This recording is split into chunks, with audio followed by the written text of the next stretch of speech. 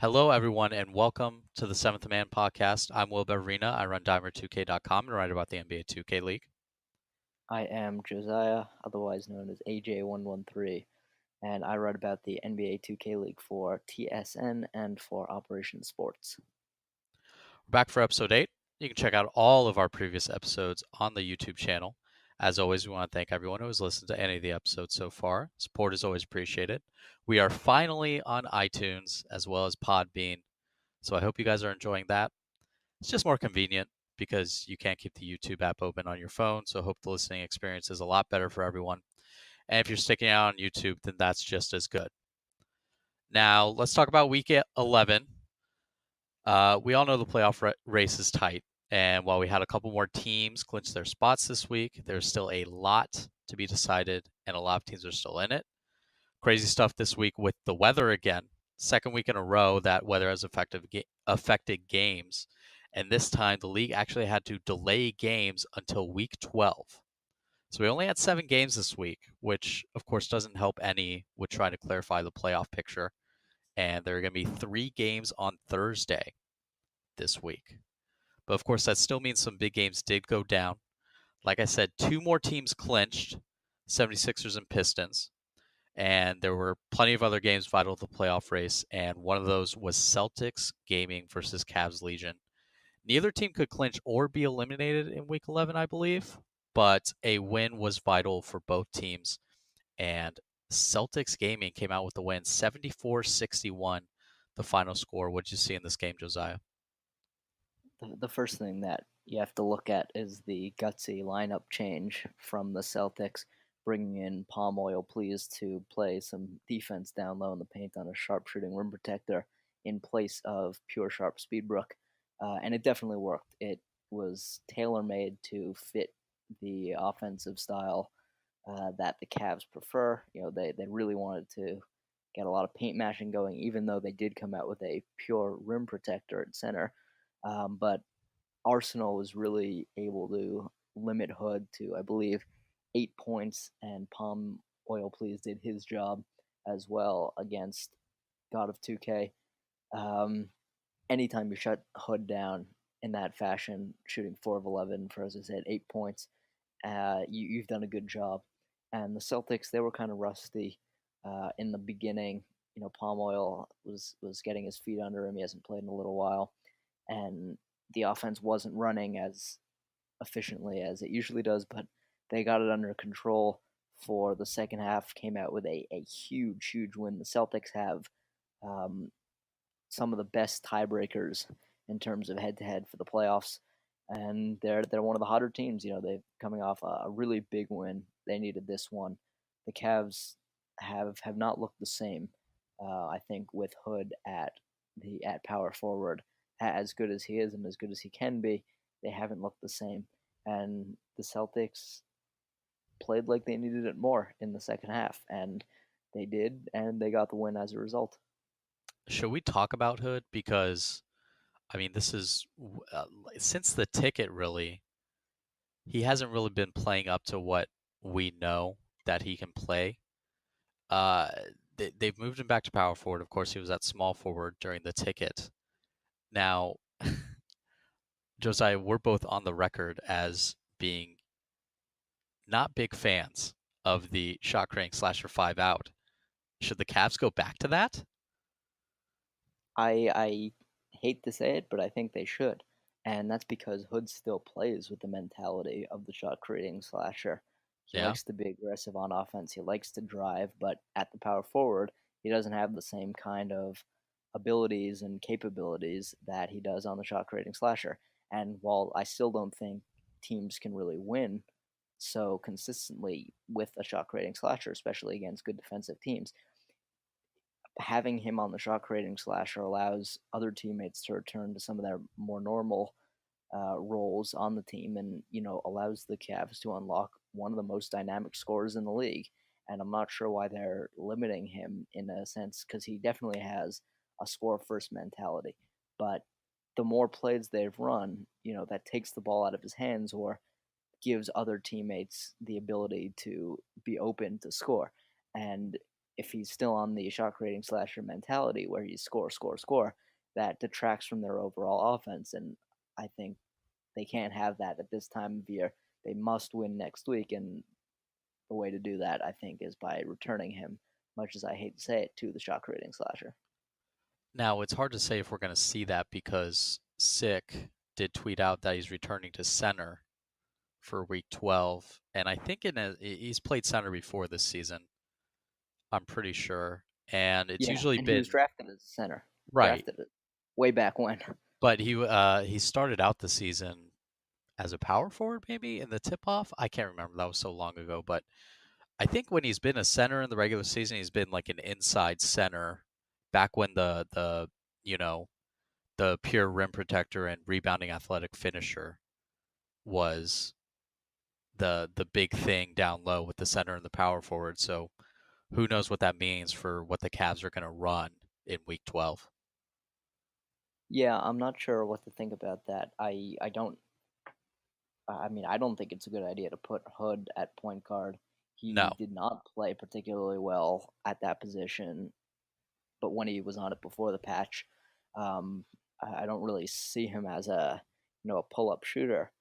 But we'll see. I mean, they do have their fair share of versatility, and you can definitely you don't have to worry so much about the point guard penetrating if you're running the shot creating slashes, so they can stick someone there.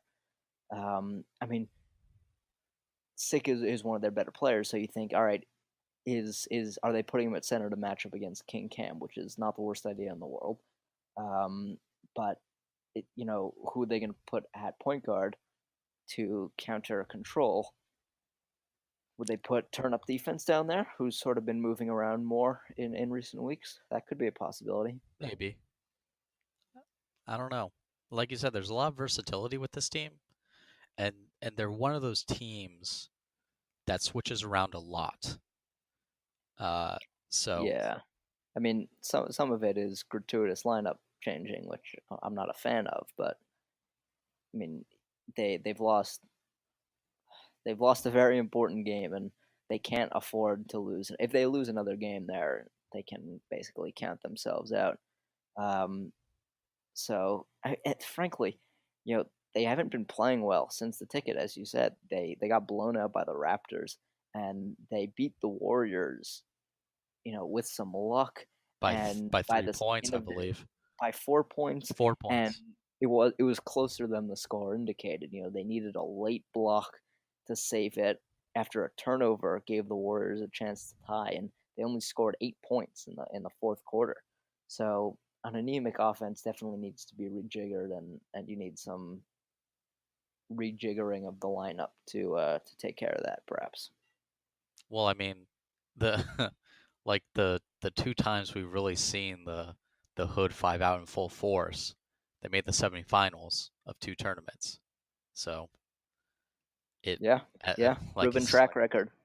like you said, as much as we hate to say it, maybe it's the answer.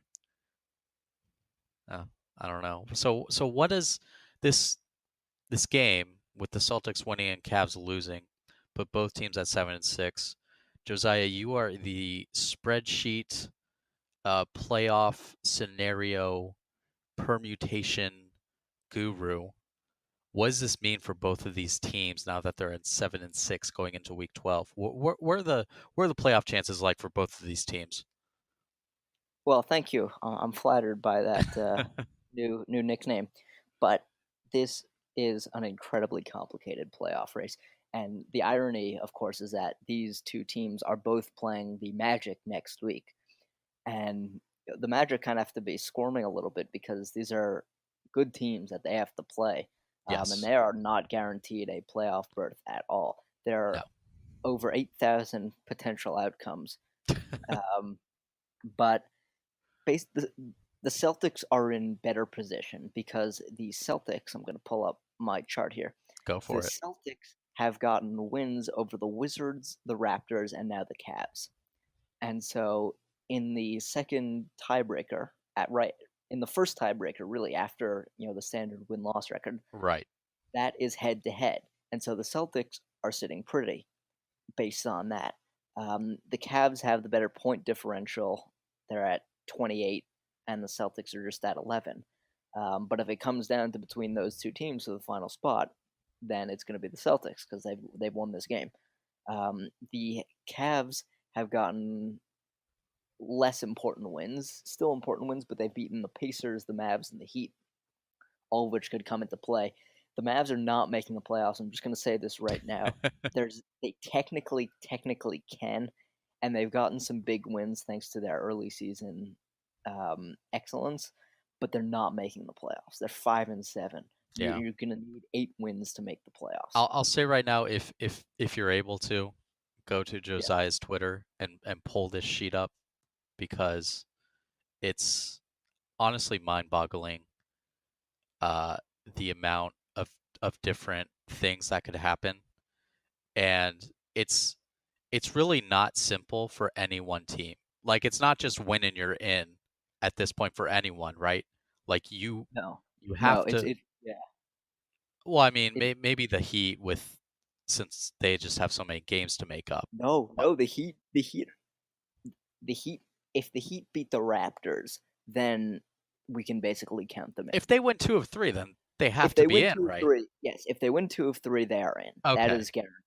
If the Heat win 2 of 3, which they should, they ought to, Okay. then they will be in. So That so is you can't lock win that up. you can't win just one game next week and be automatically in. You have to have other stuff No, happen. you need to be. You need try to win. Try to win 2 games if you're the Heat and the Magic. That will go. The Heat could still get the second seed.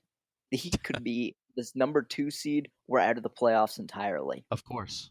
That should give you an idea of how insane the playoff qualifying scenarios are.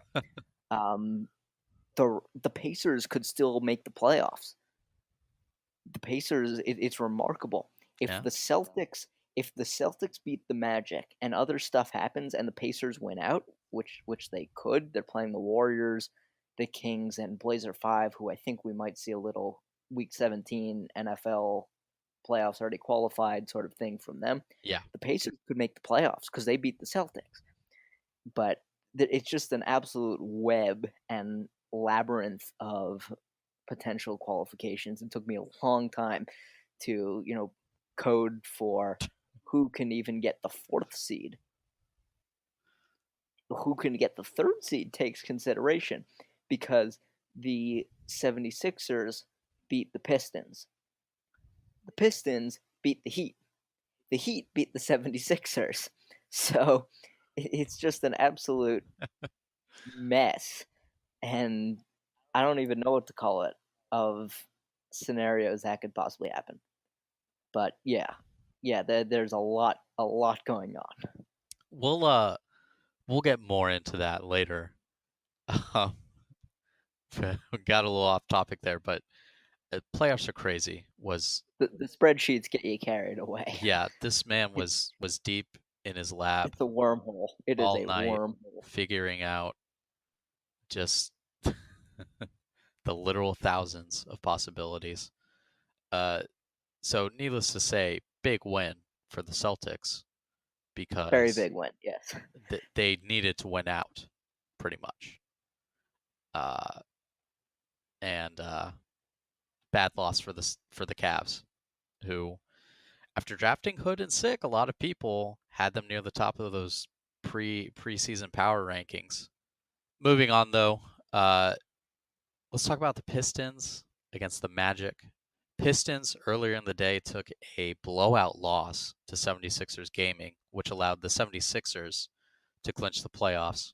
Pistons still had another shot in week 11 at clinching. All they needed to do was win, and they had that shot against the Magic. Really close game up until the very end. Pistons had the lead for most of it, and the Magic were just hanging around, just kind of not letting it get too far away from them. Magic even took the lead late. Final score though: Pistons 66, Magic 65. What happened in this game, Josiah? Well, let's get it. Ramos showed why he is an MVP candidate. That's the immediate thing. Put up a monster double double against very respectable competition. 21 points, 15 rebounds. But really, they just played a lot better than they did in the first game. They hit more threes. They didn't completely lay bricks, as it were. They played better defense. They got the stop at the end. Um, and what I was interested in this one was that they started, as I suspected they might, to seed a little more of the offense to Insanity at the shot creating slasher. Insanity finished with 22 points. I don't know where that ranks in terms of a season, but I did see him get a higher usage rate. He got more touches than he has generally in the Pistons grinded out pick and roll focused offense. And it worked out. They got the win, but I think they're going to need to figure out the right balance for that going forward in the way that the Raptors have figured out for their shot creating slasher and shot creating sharpshooter combo. Yeah, a lot of things you touched on there that I also wanted to talk about. The first being, it seemed like the Pistons played a lot better and hitting all those threes. The Magic defense has never been exactly stellar, Josiah, and that's something I've noted all season. Uh, they're just even their half court, their transition defense isn't great. Rux was getting open, it seemed a lot on like just simple wraps, and I'm so far ahead, 3 for 3 from three. Joseph the Truth hit his lone shot from deep. Rux 3 for 6, so that helps a lot. And some of that I think has to do with Nacho, who continues to play over Marley, which I think we both agree that we're not really sure why. Yeah, I mean, what they say is that Nacho provides the offense and Marley more provides the defense. I understand that. I think I'm not sure that Nacho on the shot creating slasher is the right type of offense that fits with what the Magic like to do on the whole. It does give them that secondary scoring option that the Pistons have with Insanity, but the Pistons have a they have real identity with their I'm so far ahead. I had to drop the buzzword. And it's gonna come up more, don't you worry. Um, they have some serious identity and integrity with There it is. with their uh, with their pick and roll with I'm so far ahead and let's get a Rama. And I'm not sure that the Magic have that in totality with control and with their big men. The Magic run some great plays, don't get me wrong, but I think as we get more toward the playoffs, where defense is going to be even more at a premium, it might not be a bad idea to see Marley go out there, especially in a game against you know offensive teams like the Cavs and the Celtics. You know, there is a blueprint out there to shutting down the Cavs, and it's with defense first and foremost is what I would say. The Celtics are another matter, but I think maybe it's time to put Marley back in there. Um, but yeah, no, I see what you're saying about Nacho. It's a question of that full balance, and the Pistons have it more than the Magic do, and that showed in this game just because they've been playing that way for much longer.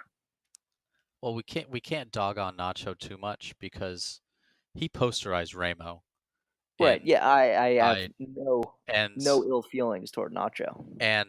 he posterized Ramo, and then he had the game tying reversal layup near the end of the game and Yeah, won. how often does that work?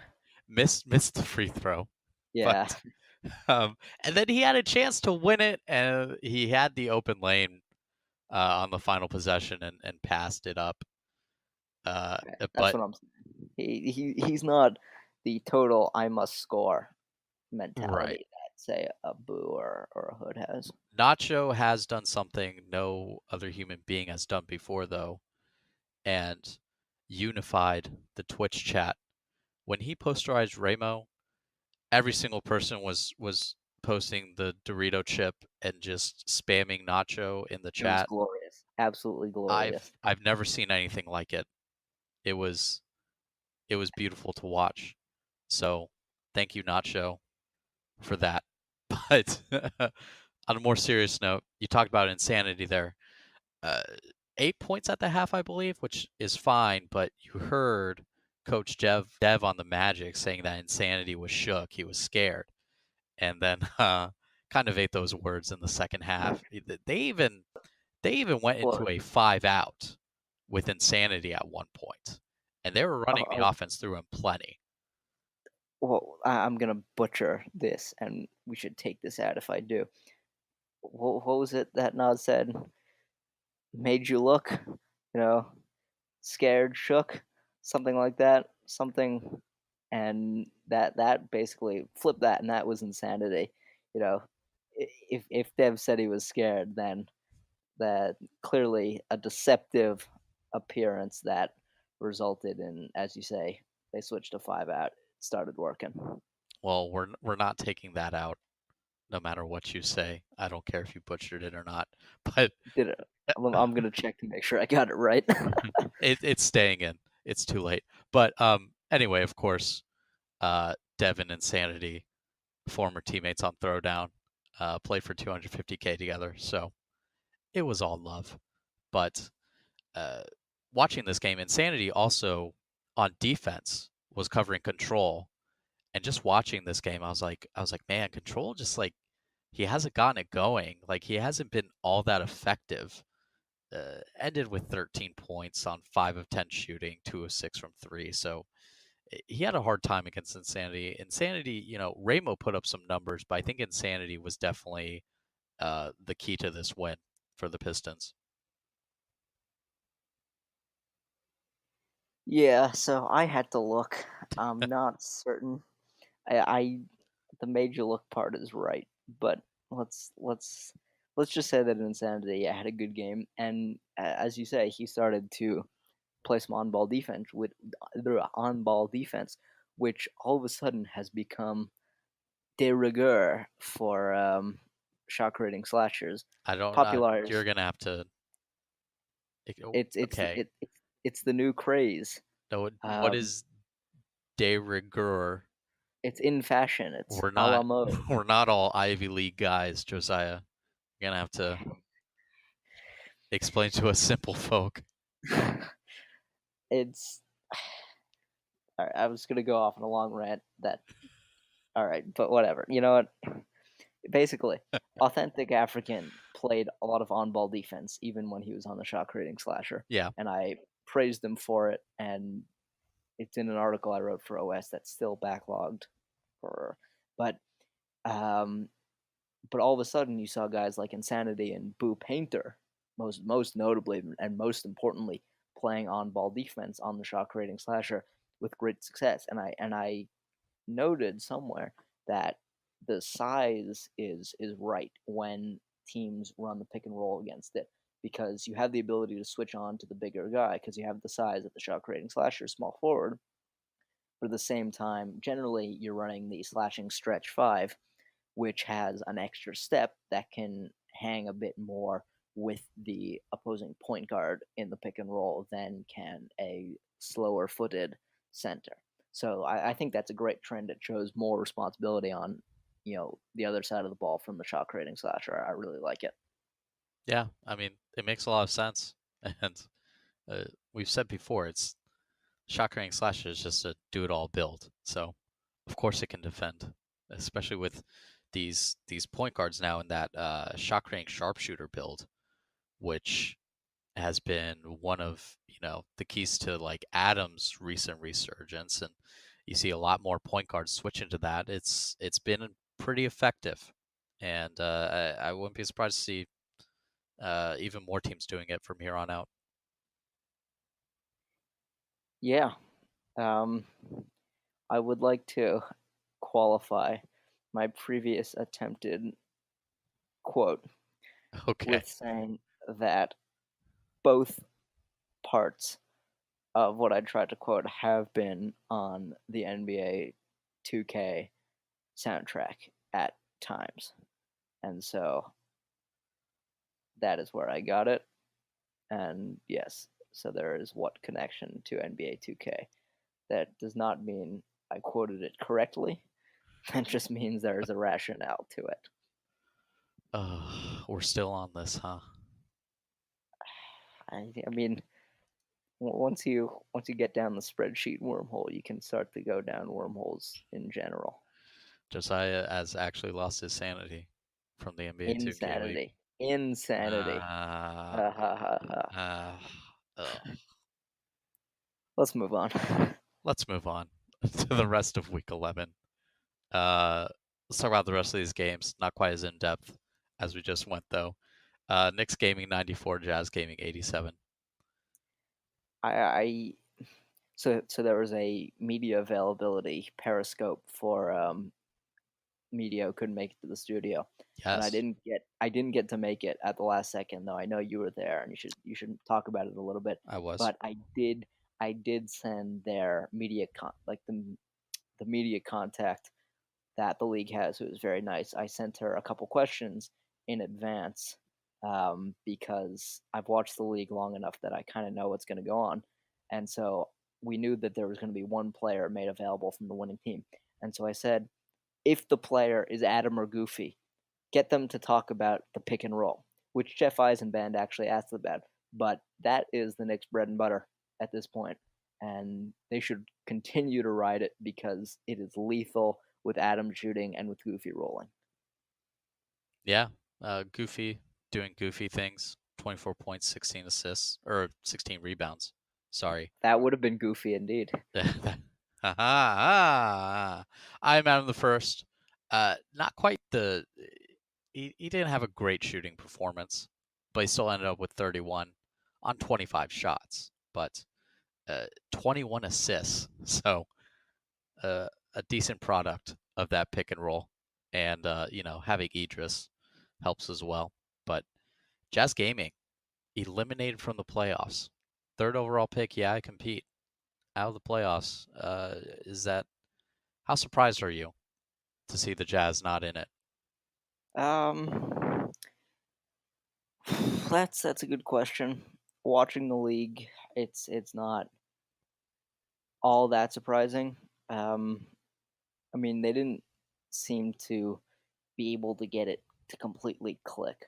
And you and I both wanted to see him take over the scoring role. We, you and I, especially you, wanted to see compete take over the scoring role more, which I don't think we ever thought he did, even when he went on to the shot creating slasher. The drive and kick game with Mr. Slaughter kind of became readable, and you know the defense the defense had a lot of potential, I would say. The defense had really a lot of potential, some very, very good, talented players in there. But it just didn't, you know, they were never able to strike the right note. They never really got in rhythm. Uh, And so, uh, you know, you're with a just gonna lack of that, they're out of the playoffs. you're just gonna keep doing this all night.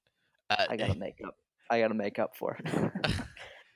it's like it's not even with this team. You can even like say it's a pro like they just the post patch like the patch just ruined them because I think this kind of started before the patch. Uh, they were 5-2, which is really why it's mostly surprising that they were 5-2 and they looked really good, and that defense you were talking about looked pretty good, and the offense looked pretty good, and just a complete and utter collapse. So it's surprising to me, I would say, because I saw the potential in this team to go pretty far into the playoffs, and just didn't happen. Uh, yeah, I compete. He picked up the scoring this game, 27 points to go along with 16 assists. Just too little, too late. Yeah, and we might not see three of the top four picks in the playoffs. And then, of course, the 5, 6, and 7 picks all get MVP nominations. Yeah, go figure. Moving on, Wizards District 74, Blazer 566.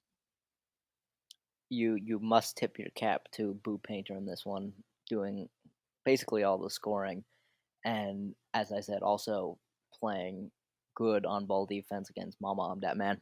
I think the Blazers are kind of gonna let it be the rest of the season and then sharpen up for the playoffs, um, because they've locked into the 1 seed, before the vast majority of teams clinched a playoff berth. But that does not take away from what the Wizards did in a must-win game against still the best team in the league. Yeah, 57 points for Boo Painter. It's, one of the reasons why he's an MVP finalist. Like you said, Blazer 5, I mean, they're going to be trying to win, but it's like, eh, can you really say that there isn't maybe something deep down that's like, we have the first seed. We don't have to go all out just yet. There's something to be said about carrying momentum into the playoffs and all that, but uh I mean it's not like they got blown out. It's just I don't know. Maybe they're not playing 100% right now. Speaking of blowouts, the the Saturday morning game was one. Yes. Mentioned it earlier. 76ers GC 82, Pistons GT 58. The winner of this game clinching the playoffs. And getting the inside track at the number 2 seed. Also true. Um, yeah, I mean, the 76ers started started well, got better. Nudini and ZDS shot the lights out. Radiant did not, which is something we should keep an eye on. But this was a good back to what work game for the 76ers, and they held a not great offensive team to what a good team should hold a not great offensive team to. Yeah, I said it last week where I was like when the 76ers beat the Grizz, where I was like, I think we're starting to see a little bit of that vintage 76ers, like that pre-patch 76ers when, they were the clear-cut second best team and all that. And I I think we're continuing to see it, Josiah. Like you said, Radiant not shooting all that well, but still 17 assists, which is, what Radiant does. But ZDS finally showing out again. He's been quiet for a while because people picked up on what ZDS can do. 5 of 9 from 3 for 23 points. And like I said, I think are the 76ers back? Like it almost feels like people started overlooking this team just because they lost a couple times after the patch. They're still very much a threat to win the championship. A threat indeed. I think they are. I think they're gonna really show it again next week against the Jazz. Um, I think they are back indeed, and I think teams should really do their film study against this team. Yeah. Big win for the 76ers, like I said. Clinch the playoffs for them. Next game, Bucks Gaming 72, Warriors Gaming 63, Josiah. I can now reveal that this is the game that quantifiably had and will have the least impact on the playoffs in weeks 11 and 12, as determined by the numbers. Um, I mean, good to see the Bucks win. Good to see the Bucks win. Yeah. But question for you, and we may have talked about this early on in the day, in the first days, the early days of the Seventh Man podcast. It may have been, it may not have been. I may not have been talking about it with you, but I talked about it at least a long time ago. Um, Coaches, better to have an NBA background coach or a 2K background coach. As great as Tommy has been, and as underrated in a sense as the Warriors have been, much better than their record shows. I would say, just since they've lost by they've lost very close games by very few points. Um, is it better to have a 2K coach than a NBA coach? Um, uh, it's obvious to say you prefer something in the middle, like a Jeff Terrell type for the 76ers who has that 2K knowledge and was also a D1 point guard, I believe. If I had to choose between the two, It's tough to say. It depends on how much preparation. I think it's easier to teach an NBA coach how 2K works than it is to teach a pure 2K guy the ins and outs of basketball.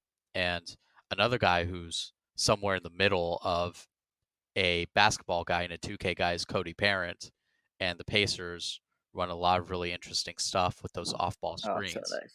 It's so nice. Josiah loves Pacers gaming, but um, I as a staunch media person, I am not willing to divulge my preferences about certain teams, but I will say that if you are not a 2K person and you are a basketball person and you want to watch the NBA 2K League, you should first watch Pacers gaming games. That is all I will say. yes. So uh, Tommy, like there's potential there. I think he needed to learn 2K, and that's something he's gonna have to work on in the off season.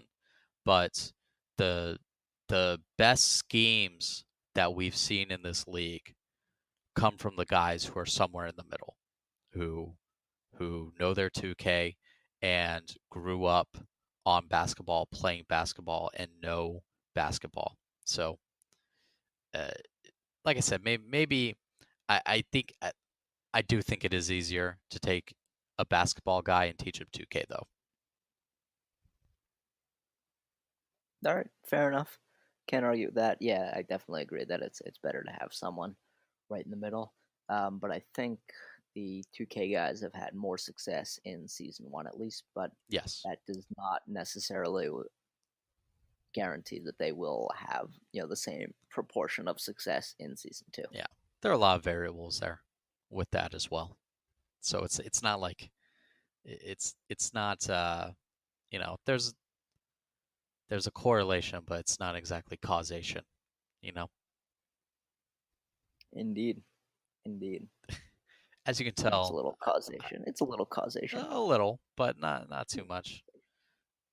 As you can tell, this I mean, it's the Bucks and Warriors. Literally zero implications to this game in a league where there are like 8,000 different scenarios for the playoffs. So, shall we move on? Yeah, yeah. Last game of the week.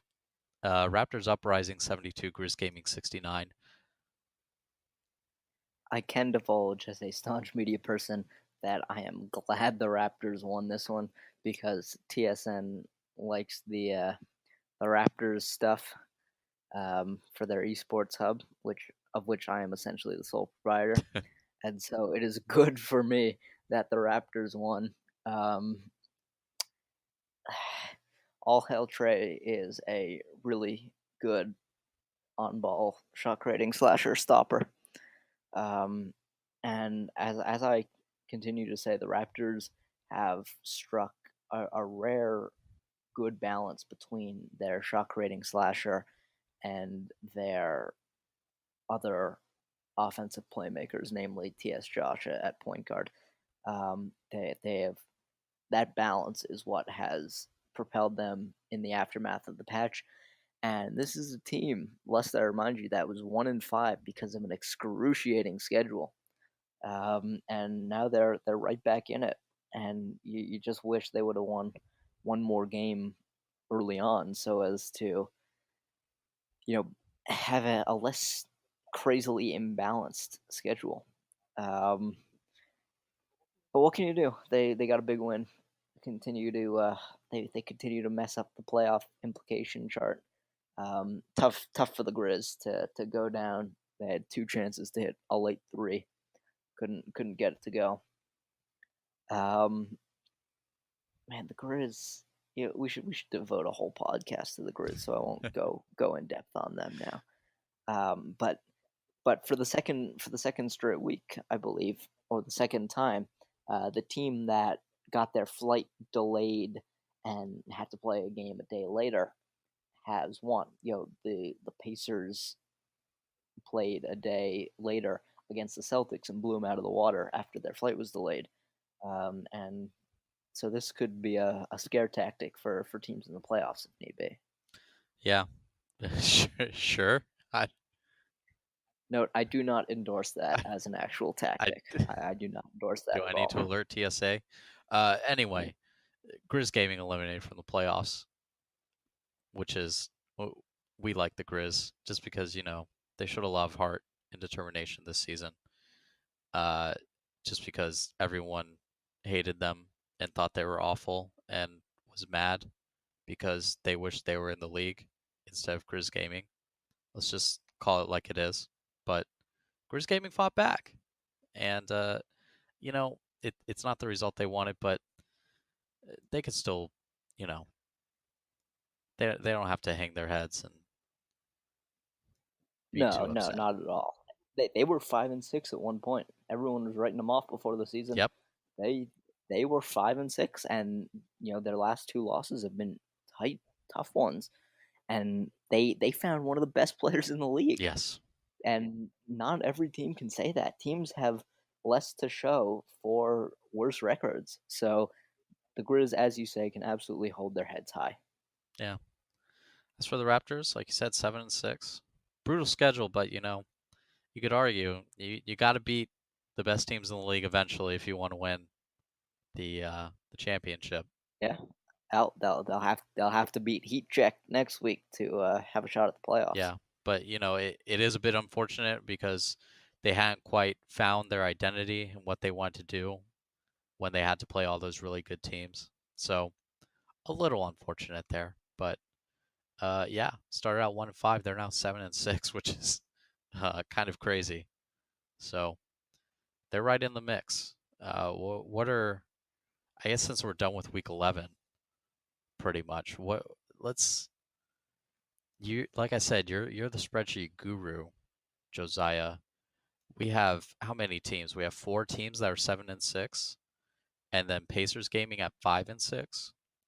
Uh, which of those six lost teams, do you think has the best shot at making it right now, considering all the head-to-head matchups? The Celtics are up there for me. They're going to be playing the Magic, who are going to be on their second game of the day.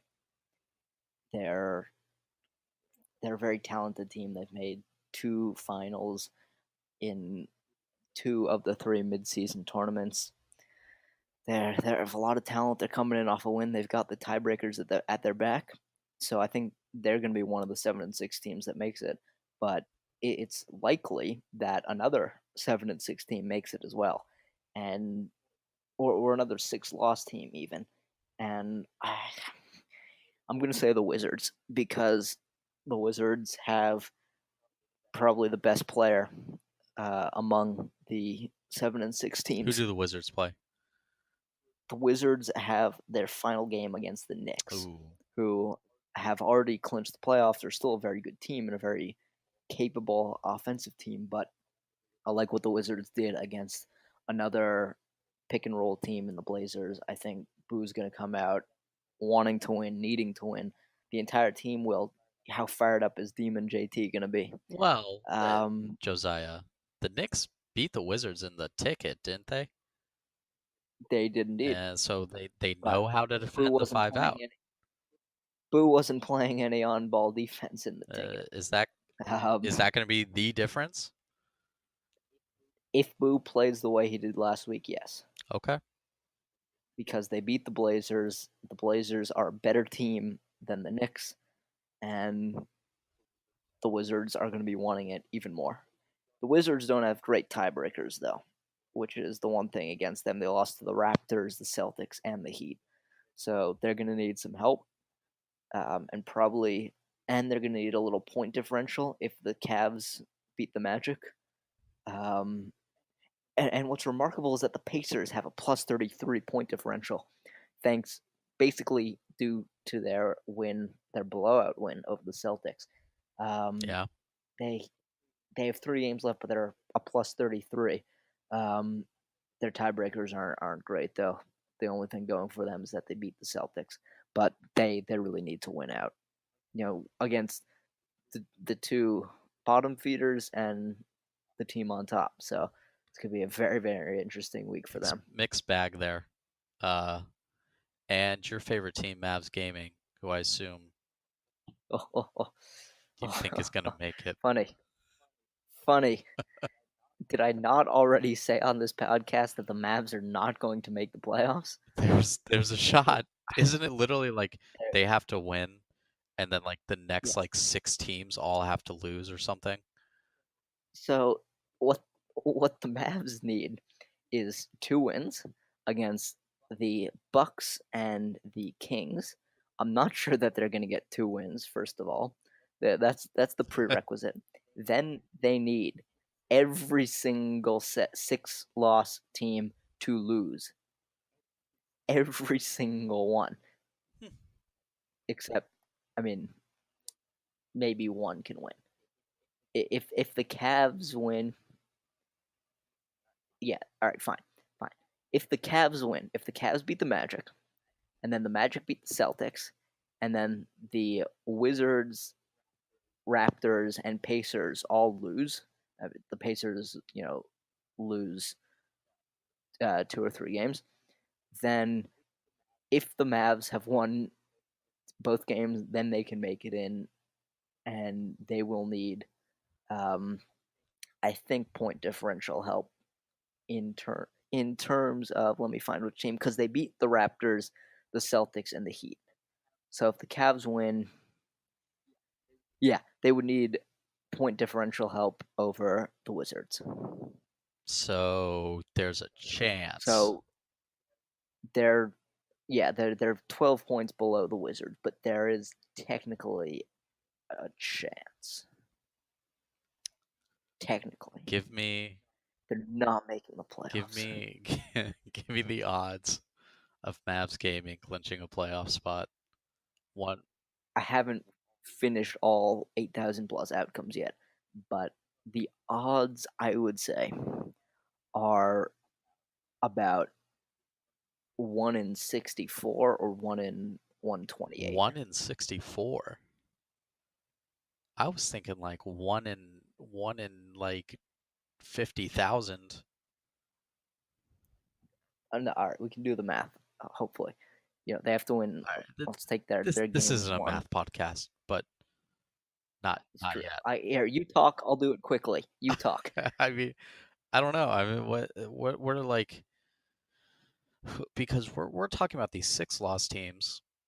It's still not guaranteed that Heat Check at 7-4 and Magic Gaming at 7-5 makes it in. Especially Magic Gaming because they have two tough games. So, what do you think of, I guess, the Magic's chances and the Heat's chances? Okay, so the numbers for the Mavs, first of all, are more like 256 or 512, considering the Pacers have to lose multiple games. Um, but the Magic have a respectable shot. They could get as high as the 4 seed with some help from teams playing heat check, but they do need at least a win. And their tiebreakers aren't great. What's going for them is that these are their games against the bulk of the 6 loss teams. They beat the Pacers and the Mavs. Who cares about the Mavs? But they lost. They lost to the Wizards. Those are their only tiebreakers so far. But they're playing 2 teams in the all important games. Um, ah, so they have to beat Cavs. I think that is should be their utmost priority. But if they lose to the Cavs, then they must win against the Celtics, especially considering they're. I mean, even if they win only one, they're not in all that great shape because their point differential is the only negative point differential among teams still contending for playoff spots. They're minus 13. Everyone else is plus something. So they really need to beat the Cavs and then ideally beat the Celtics as well. Oh, I don't know. I'd like I don't know what else to what else to talk about here. There's so much going on. We could probably just talk all night. We could. Does We does absolutely could. anything during your extensive research, did anything really jump out about different scenarios or chances or anything crazy? Well, so I think there are what jumped out at me was just again the craziness of everything, but also the teams who hold a lot of power in this race. And the teams who hold a lot of power are the Oh, Kings, who play 3 games against teams contending for mm. the playoffs.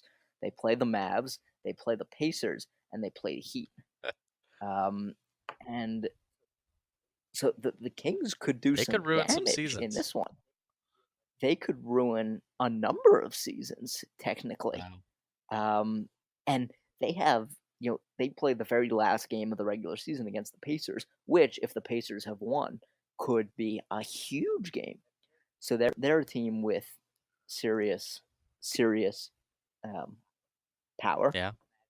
The Magic as well, just because they play 2 games with huge implications. If the Magic only played 1 game, it would have huge implications. But they played 2 against 2 teams who are neck and neck.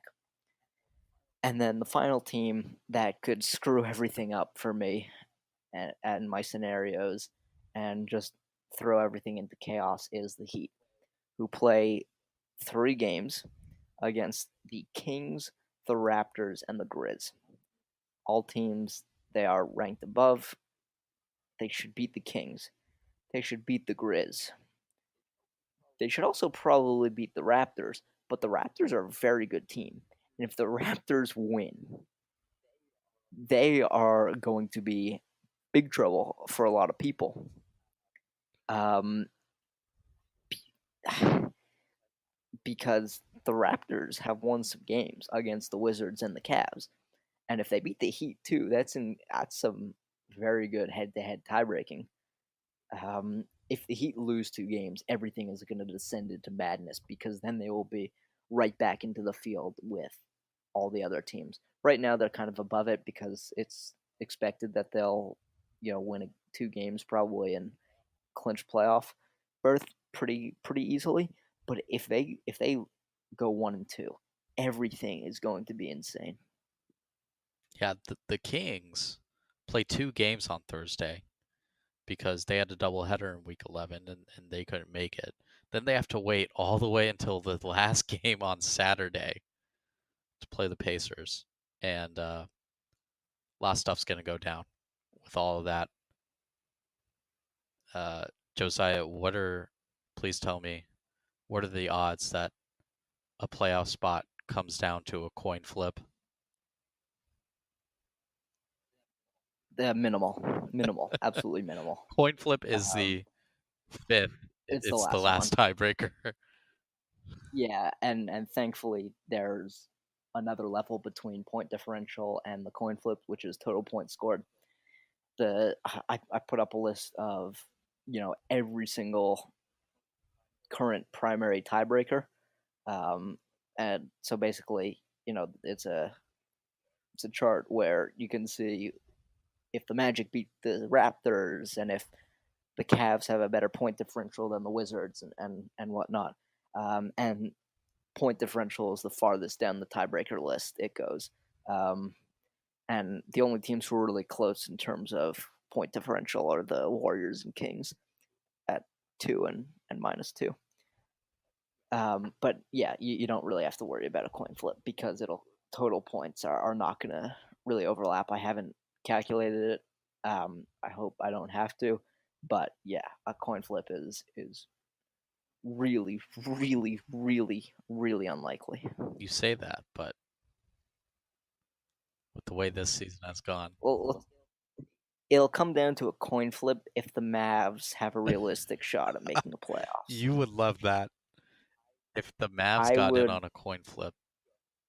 go You nuts, absolutely nuts. just a giant middle finger to all of your calculations and your spreadsheets. Yeah, and your Yeah, math.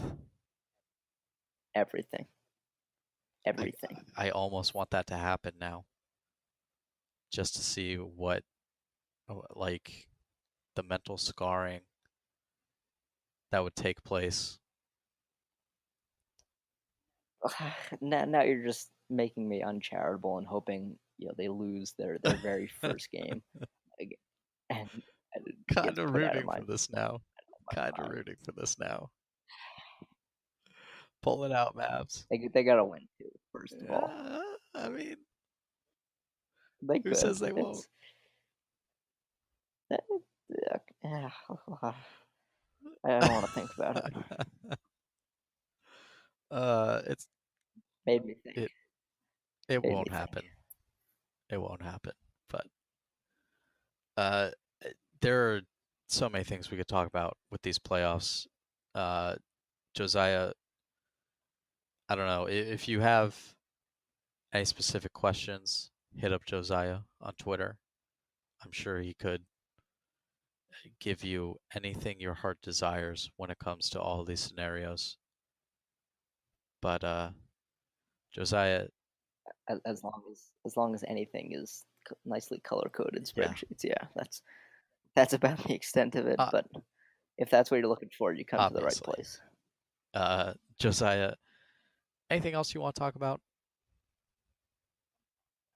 I'm talked out. I mean, we should awards. Do you want to talk about awards Should very we? briefly? I no. All right, look, we'll tell people to go vote. Go vote. It's Don't important. wait. Wait. Oh, When does the vote voting end? The 11th. Do the not 11th. vote Yes, until the last minute. right. This is true because Hotshot will get screwed There over is if there is no you know. reason that they should have put these awards out the week before No, the no, final week, because a week is a long time in this league, and a lot could change. long time, long time.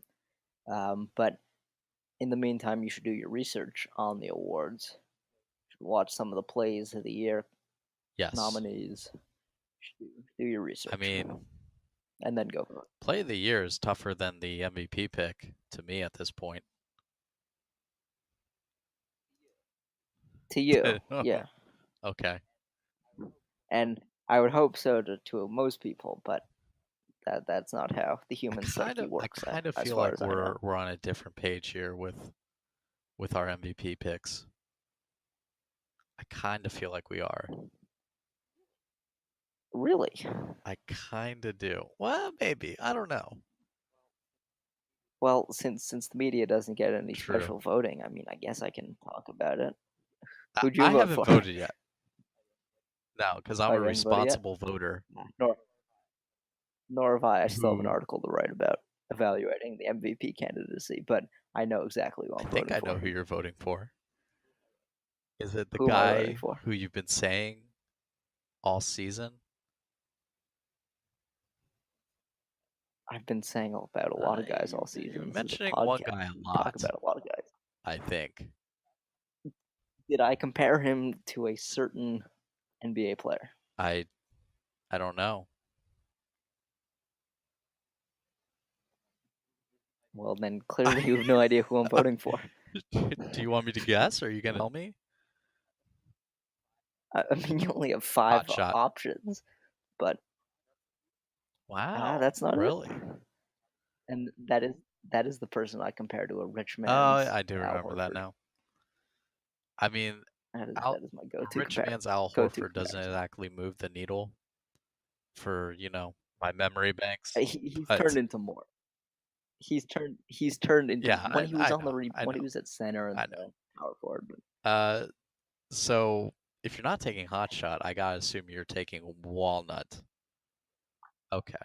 yeah, I mean, uh, it's a tough cut, and I don't like the fact that there's another MVP candidate Yeah. from his team.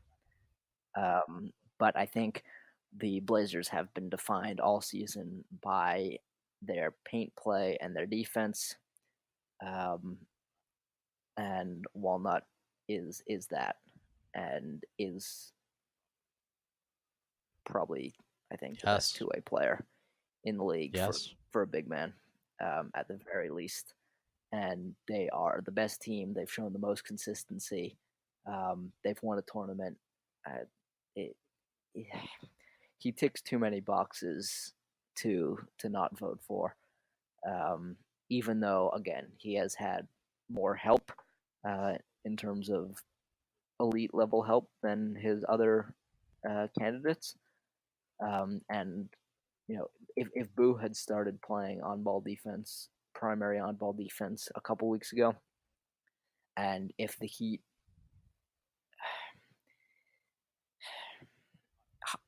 I will be honest, Hot Shot was Yeah. probably my number two. Um, it's very tough to not vote for him because, as you said, I've been a big fan all season, and I continue to be a big fan. Um, but maybe if they'd had more success in tournament play, um, look, look, if we had an offensive player of the year, who would I vote for? That's the question. That is an excellent question that I posed to myself. It probably would be a shot creating slasher, even though Ugh. you know I would I like I people would who feel are more than one disgusting voting dimensional. for that. But I think I would for someone I wouldn't vote for Hood because I think a hot shot, for example, is just Yeah. better at distributing the ball on offense, and is actually a very good distributor of the ball. It certainly helps that they can run a number of 3-point shooters, And Hood but was gone for so long, which it wasn't his own right, fault. right, and that's It's why I have just no qualm. That's why I have no qualms yeah. about him not being a Uh, candidate. but yeah, I mean, Hot Shot, yeah, I think he does a little bit more, and then I guess if we're comparing shot creating slashers, does a little more than Boo, and the Heat run a bit more complex system than what the Wizards are doing. Yes, yes, and the Heat play have Yes. have played better defense, and the Heat, in consequence, are Yeah. have a better Better winning team. percentage. All which is to say, it would be nice to have another Yes. leak to, because if Hot Shot absolutely dominates for 3 games, then I That's the think thing. I would vote It's for him. like that there's just no reason to do it like this. And eh, Right? it's dicey with the fan vote. Yeah. Yeah. Thankfully, it's only a third. But I will sleep Yeah, easy with my walnut vote. a walnut. Well, who are you voting for? Yeah, it's yeah, He's been doing it all season all season long. from the very first tip. And the Blazer 5, I think, uh, according to 2kanalytics.com, I think they're first in both offensive and defensive rating. I could be remembering that wrong, but he has a lot to do with both of those things. So, Yeah, he leads the league, if I recall yep. correctly, in rebounds and blocks. And rebounds are such an And like underrated second in stat in the steals, league. Uh, and he hasn't been on a pure rim protector all I year. don't right. Yeah. He's done it all. All right. So Glad we agree. What are the other ones? Play of the year? What you told me this. What's your play of the year? Why don't you tell the fans? so play of the year. I love that the animation that King Cam royalty got from Steez when he absolutely Yes. posterized him. We have not seen that animation since, and if the Grant monster shot had been a game winner, I would have picked that. If the toxic 3-pointer way back from the tip off had been a buzzer beater, that would have gotten serious consideration. But just because the animation was so absolutely incredible, that King Cam got it, I that was listed what I went with. that dunk as either I think I can't remember if it was dunk of the tournament or play of the tournament after the tip off. Uh, so we haven't seen that animation since, which was why it's special, I think, but I really have a hard time between that and the alley oop and what's the other one? What's the boo? Boo, I'd probably double put behind the back. it's Yeah, okay. hard. It really depends on like I don't know. I'm not sure what it depends on. It's just like the cowboy one, no one he just came out of nowhere and he jumped over someone. No one thought that alley oop was going to him. And he just comes up with it. The boo one is, takes more stick than the alley oop or an animation. But then the animation we got with the King Cam was just like something never seen before and never seen since. See, here's what I'm thinking about the King Cam versus the alley oop. Think about the very famous punt return by Antonio Brown, in which he absolutely levels the Browns punter, Yeah. Spencer Lanning, I believe, with a flying kick. We wouldn't remember that play if Brown had just gone and taken it to the house for a touchdown. We wouldn't remember it at all because it was the Steelers The against the Browns. Browns, and that's what happens. But the sheer fact that he hit a punter with a flying kick is what is so memorable, and that's kind of what I compare the King Cam um, poster to Steve's lying on the floor for about 10 minutes. It seemed Yeah. that's sort of the comparison I there. don't know. That one I have not decided yet. And it's just going to be it might just be an impulse decision when I'm filling out the actual uh, ballot. But I think we both agreed as well that we think it's a good thing that players choose the defensive player of the year just because I don't think there's any way the fans would get that right.